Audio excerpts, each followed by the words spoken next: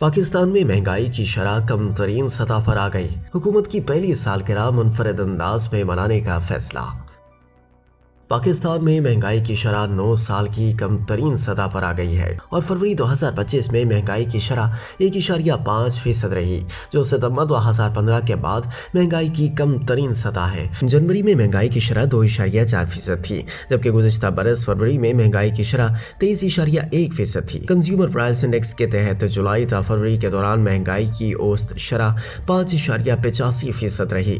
جنوری کے مقابلے میں فروری میں ٹماٹر کی قیمت میں 56.76%، پیاز 31.49%، آلو 20.10%، تازہ سبزیاں 16.73%، انڈے 14.23%، دال چنا 10.21%، چائے 10.3%، بیسن 8.68%، گندم 2.97%، دال ماش 2.82%، آٹا 2.23%، چکن 1.51%، دال مسعود 1.49%، دال مونگ 1.33%، گندم سے بنی مصنوعات 1.25%، سرسوں کا تیل 1.19%، مچھلی 0.12% اور دودھ سے بنی اشیاء کی قیمت میں 0.10% کی کمی ہوئی۔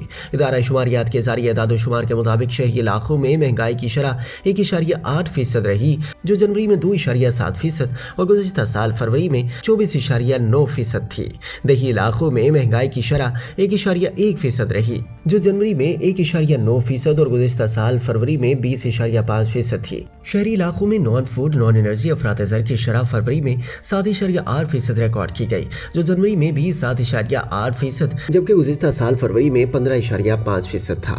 دیہی علاقوں میں نان فوڈ نان انرجی بنیادی افراد کی شرح فروری میں 10.4% رہی، جو جنوری میں بھی 10.4% اور گزشتہ سال فروری میں 21.9% تھی۔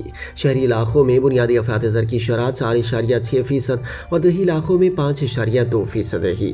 رپورٹ کے مطابق جن اشیاء کی قیمتوں میں اضافہ ہوا ہے ان میں تازہ پھلوں کی قیمت میں 14.99%، چینی 9.35%، مکھن 5.61%، مسالہ جات 1.49%، بیکری 1.19%، مشروبات 1.16%، شہد 1.12%، بناسپتی گھی 0.66%، گوشت 0.46%، چاول 0.39%، کوکنگ آئل 0.35%، تیار خوراک 0.33% اور لوبیا 0.21% اور خشک دودھ کی قیمت میں 0.03% کا اضافہ ہوا۔ رپورٹ کے مطابق غیر غذائی اشیاء میں مائع ہائیڈرو کاربن کی قیمت میں 8.32%، ٹھوس ایندھن 1.48%، ٹرانسپورٹ خدمات 0.97%، تعمیراتی سامان 0.49%، بجلی کے اخراجات 0.28% اور اسٹیشنری کی قیمت میں 0.21% کی کمی ہوئی۔ وزیر اعظم شہباز شریف نے مسلم لیگ نون کی مخلوط حکومت کا 1 سال مکمل ہونے پر حکومت کی سالگرہ منفرد عوامی انداز میں منانے کا فیصلہ کیا ہے۔ ذرائع کے مطابق وزیر اعظم شہباز شریف نے غیر روایتی انداز میں کابینہ کے کمیٹی روم میں کابینہ کے اجلاس کی بجائے ضلع کنونشن سینٹر اسلام آباد میں ایک عوامی تقریب میں خود کو اور کابینہ کو احتساب کے لیے پیش کرنے کا فیصلہ کیا ہے۔ ضلع کنونشن سینٹر میں زندگی کے مختلف شعبوں کے نمائندوں بالخصوص یوتھ اور میڈیا کے نمائندوں کو مدعو کیا گیا ہے۔